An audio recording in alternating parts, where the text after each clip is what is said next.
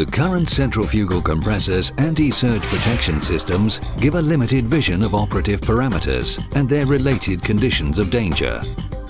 A vision limited on a particular fixed reference status. Limited because it does not foresee effects of possible variations in chemical gas composition. Limited because it does not forecast the consequent change of the compressor behavior when it works out of its reference conditions. These systems base every evaluation necessary for the protection from surge on an approximate relation among some main operative parameters, a relation that is considered fixed and invariable. But in severe applications and in conditions of variability of inlet parameters, such as gas mix composition, inlet temperature, or inlet pressure, the current systems may not be able to assure the adequate protection from surge.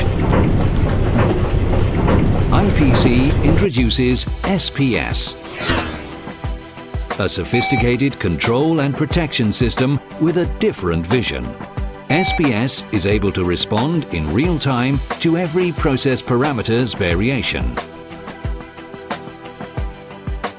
By using sophisticated thermodynamic theories, advanced algorithms for compressor modeling and vibration monitoring, ensuring the total compressor protection.